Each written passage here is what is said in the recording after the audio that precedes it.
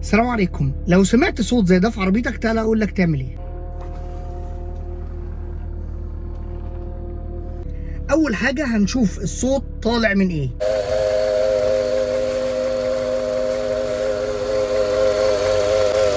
الصوت طالع من ناحيه الموتور، فاحنا محتاجين نعرف ايه اللي بيطلع الصوت بالظبط. بتجيب الاستيثوسكوب دي او السماعه دي وتكشف على كل الطنابير او اي حاجه متحركه ماشيه عليها السير، وتشوف الصوت العالي طالع من انهي طنبوره منهم. لو ما عندكش السماعه ممكن بخشبه زي دي او بمفك طويل وتسمع على كل طنبوره. احنا هنا اكتشفنا ان الصوت من كومبريسور التكييف طبعا، واحنا مش مشغلين التكييف فده بيبقى البليه الخارجيه. فك السير بتاع الموتور، دي عربيه سيراتو كوبيه.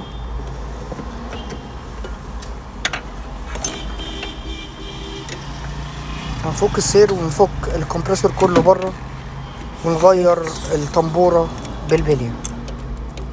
هنا بنفك البليتات او خراطيم التكييف من الكمبريسور.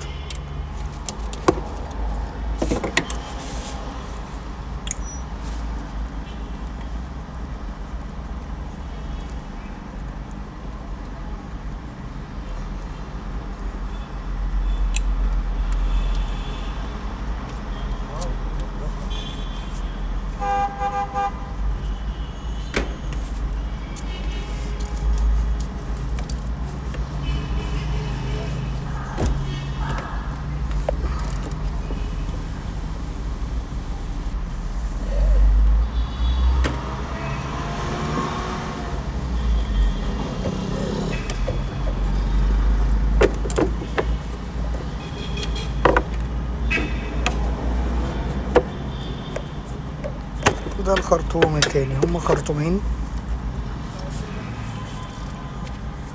بعد كده بقى هنفك المسامير بتاعت الكمبريسور نفسه اللي ماسكاه في جسم العربية. 4 مسامير. هات مفتاح احسن.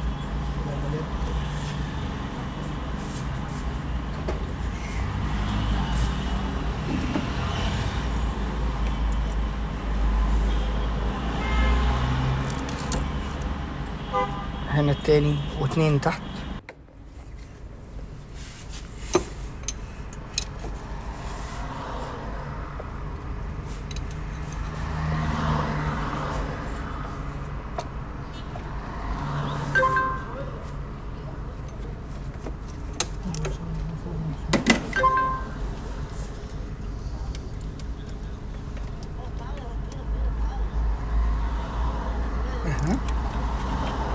ادي اول مسمار من مسامير الكمبريسور اتفك. هما 2 تحت زي ما قلنا و2 فوق. ماشي سيب.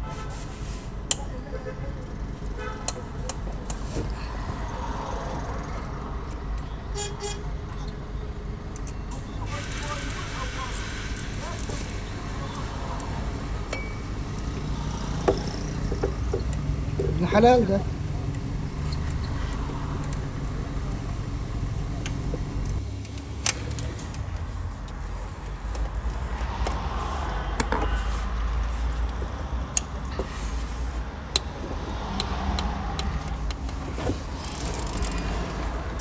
ما بيحل برضه. نهار برضه.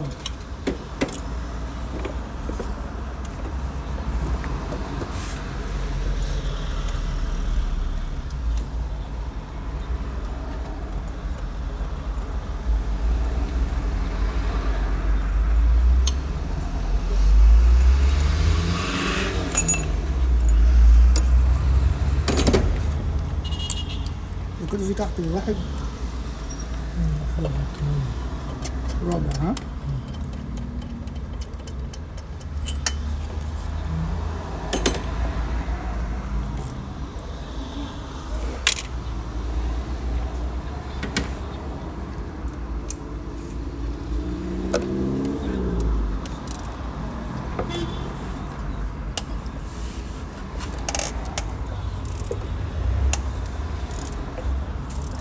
الكمبريسور هنا هنفكه. ممكن تسحبه فوق بس الدنيا بتبقى ضيقه. الافضل ان انت بتزقه من تحت العربيه. لو في العربية فيها كارتيرة راكبة بتشيلها وبتسحبه من تحت. هنشوف دلوقتي الطريقة ان شاء الله.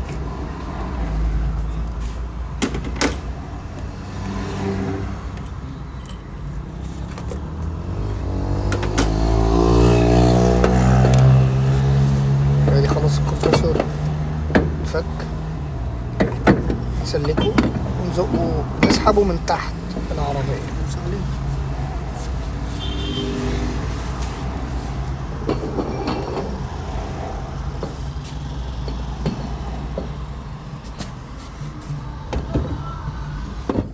ادي اماكن التثبيت ودي البليتات كده. طبعا واضح هنا صوت البلية. طالما الصوت في البلية الخارجية فدي بتتغير عادي. هنفور الكمبريسور دلوقتي زي ما هنشوف، ودي بتتغير عادي. لو الصوت في البلية الداخلية دي ساعتها الكمبريسور كله بيتغير. طب اعرف الفرق هي داخلية ولا خارجية منين؟ البلية الخارجية دي اللي السير ماشي عليها، هو الكمبريسور مش لاقط فالسير ماشي عليها. لو هي البلية الخارجية فالصوت بيبقى ظاهر مع تشغيل الموتور مع عدم تشغيل التكييف. انما الصوت لو بيظهر مع تشغيل التكييف وده يلقط كده يبقى ده البلية الداخلية، وساعتها الكمبريسور كله بيتغير. هنا هنفك الكمبريسور. المسمار اللي في النص ده بالدريل بيتفك. لو ما عندكش الدريل ممكن قرصة وتفك المسمار ده. بعد كده نخلع الكلاتش، تخبط عليه شوية لان هو ساعات بيبقى قافش من المية والتراب في الاكس. ايوه فوق كده. وبقرصة بقى سنة سنة واحدة واحدة معاه لحد لما يطلع. وتاخد بالك لما تطلعه ان الوردة ما تقعش منه. جوه ولا تاخد بالك من الوردة. دي اهي الوردة. بعد كده هنفك التيلة. ادي البلية صوتها واضح طبعا. هنفك التيلة.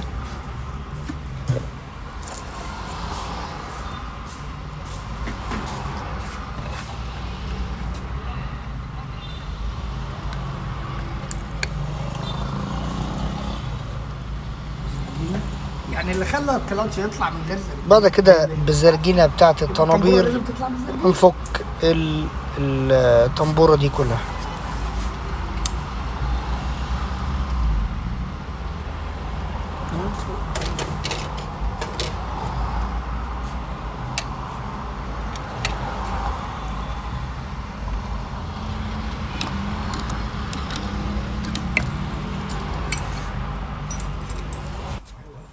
ادي خلاص البلية بالطنبورة طلعت.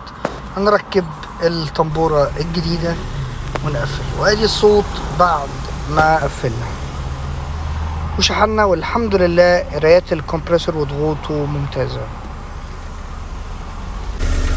يا رب يكون الفيديو عجبكم. السلام عليكم.